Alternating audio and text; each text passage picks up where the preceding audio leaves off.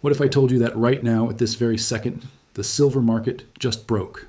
Not cracked, not wobbled, broke. Shanghai silver hit $77 per ounce while New York sat at 33. That's not a premium. That's not a market inefficiency. That's a failure of the global financial architecture. And the people who built that architecture are now trapped inside it. You're watching something that wasn't supposed to happen, ever. The entire commodities system is designed around one quiet assumption. Arbitrage always works. If silver trades higher in Shanghai than in New York, someone buys it cheap in New York, ships it to Shanghai, sells it for more, and pockets the difference. That process is supposed to collapse price gaps instantly. It's the reason markets stay balanced. It's the reason the word global price even exists. But right now, that mechanism is gone. And when arbitrage fails, prices don't converge, they split. And when they split for long enough, the market fragments. Liquidity dies. And someone somewhere gets cornered. Let's be very clear about what a corner looks like. It's not a theory. It's not a Reddit fantasy. A corner happens when there is more contracted demand for a physical asset than there is available supply to deliver. And the people who sold that asset can't get out of the contract. They're legally obligated to deliver something they don't have. And if they can't deliver, they either default or pay whatever price is demanded. That's not speculation. That's contract law. And right now, the price action in Shanghai suggests that someone, somewhere, is scrambling. Here's what you need to understand about silver. It's the most manipulated commodity on Earth, and that's not conspiracism, that's structure. Silver trades in two worlds. There's the paper world, where banks and funds trade contracts representing silver, and there's the physical world, where actual metal has to move from refineries to vaults to end users. The paper world is enormous. The physical world is tiny. And for decades, the paper world has controlled the price. You sell a futures contract, you suppress the price. You don't need to own the metal, you just need to create the illusion of supply. It worked flawlessly because nobody ever asked for delivery. But that's changing. China stopped playing the game. For 2 years, Chinese buyers have been pulling physical silver out of London, New York, and Zurich. Not contracts, metal. They've been quiet about it, no headlines, no announcements. Just systematic accumulation. And now, Shanghai silver is trading at a $44 premium to New York. That's a 133% gap. You don't see that in functioning markets. You see that in broken ones. Let's talk about why this gap exists. Arbitrage requires three things. You need price difference, you need available metal to buy, and you need the ability to move that metal. Right now, two of those three are gone. The metal isn't available, and even if it were, you can't move it fast enough. Every refinery is back-ordered. Every vault has a withdrawal queue. Shipping times have doubled. And the people who sold paper silver in New York are now realizing that the metal they promised to deliver is not sitting in a warehouse waiting for them. It's already gone. It's in Shanghai. It's in Mumbai. It's in private vaults. And it's not coming back. So what happens? The sellers have two choices. They can buy physical silver at $77 to cover their $33 contracts and take a devastating loss, or they can default. And if they default, the contract holders can demand cash settlement at whatever the prevailing price is. But here's the trap. If Shanghai is the prevailing price and Shanghai says 77, then the default triggers a repricing across the entire market. The price doesn't stay at 33. It jumps. And every other contract in the system gets marked to that new reality. This is not a slow-moving collapse. This is a cascade. The moment one institution admits it can't deliver, every other institution with a short position becomes suspect. Trust evaporates. Nobody wants to be the last one holding a paper claim. And the rush to cover begins. That's when the real move happens, not when silver hits 77 in Shanghai, but when New York tries to catch up. Now, let's talk about the banks. They're not idiots. They knew this risk existed. They've always known. The entire paper-silver market is built on the assumption that physical demand stays predictable and manageable. As long as most contracts settle in cash, the system works. But the assumption breaks the moment someone with size demands delivery and refuses cash. And China has size. China has sovereign buyer status. China has state-backed refineries and logistics networks. And China has been playing a very patient game. Look at the pattern.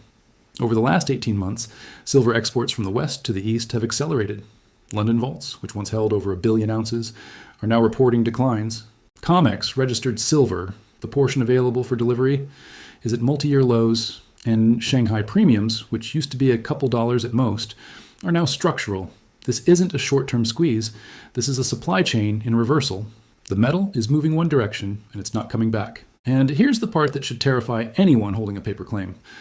The banks say and admit this publicly. If a major institution comes out and says, we have a silver delivery problem, the market reprices instantly. Every hedge fund, every sovereign wealth fund, every industrial buyer smells blood. The contracts get marked up, margin calls hit, forced liquidations begin.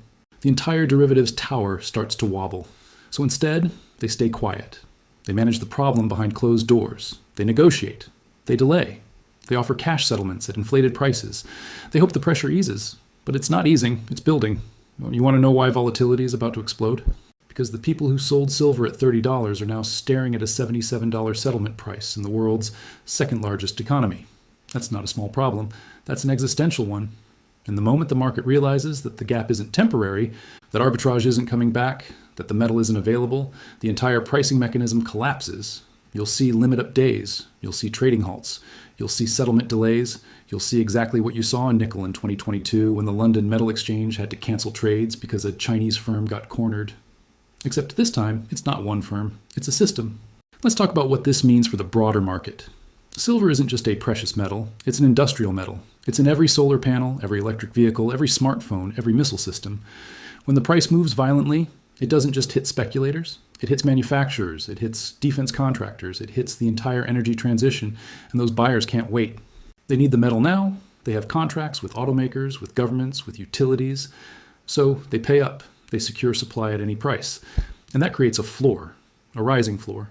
And the banks, the funds, the institutions that bet on suppression, they're now caught between that floor and a ceiling that's racing away from them. Here's the math. Global silver production is roughly 850 million ounces per year. Industrial demand alone is 600 million. Investment demand is another 200 million. That's already tight. But now, add in the fact that above-ground inventories are falling, scrap supply is maxed out, and new mine supply takes years to develop. You're not fixing this with a press release. You're not fixing this with a rate cut. You need physical metal. And the physical metal is in the wrong place, owned by people who aren't selling. And this is where the inevitability locks in. Even if the banks somehow stabilize the price in New York, even if they negotiate settlements, even if they avoid a public default, the damage is done. The Shanghai premium proved that the global silver market is no longer one market. It's fragmented. And once fragmentation happens, trust dies. Buyers stop believing in paper pricing. They demand physical delivery. They build their own vaults. They bypass the exchanges and the paper market, the derivatives, the ETFs. They all become irrelevant. The price discovery moves east, and the West loses control. You've seen this story before. It happened in gold in the 1970s when the London gold pool collapsed. It happened in oil in the 2000s when contango broke and storage filled up. It happens every time a paper market tries to suppress a physical reality for too long. The physics wins. The supply wins. The mathematics wins. And the institutions that bet against physics get destroyed. So what happens next? Watch the premiums. If Shanghai stays above 70, if the gap doesn't close in the next 2 weeks, you'll know the corner is real. Watch the COMEX registered inventory. If it drops below 100 million ounces, you'll know delivery pressure is unsustainable. Watch the volatility. If silver starts moving 5 or 10% in a single session, you'll know the derivatives are unwinding. And watch the headlines. The moment you see a major bank or fund announce a restructuring of its commodities desk, you'll know someone just took a massive loss and is trying to hide it. This isn't a prediction. This is a timeline. The arbitrage already failed. The corner already formed. The only question now is how long the system can pretend it hasn't. And every day that Shanghai trades at 77 while New York sits at 33, the pretense gets harder to maintain. The informed money already knows. The institutions already know. They're not buying paper. They're buying metal. They're moving it. They're securing it. And they're doing it quietly because the moment this goes public, the stampede begins. The math is already locked in. The metal is already gone.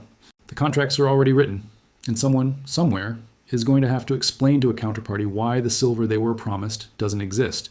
That conversation is happening right now, and when it leaks, when the market finds out, the price doesn't drift higher. It gaps. And gaps don't fill in cornered markets, they widen. So here's the question you need to be asking. If the global silver market just fractured and arbitrage no longer works, and the banks are trapped between a $33 obligation and a $77 reality, what do you think happens when industrial buyers panic? Drop your answer in the comments, because this story isn't over, it just started.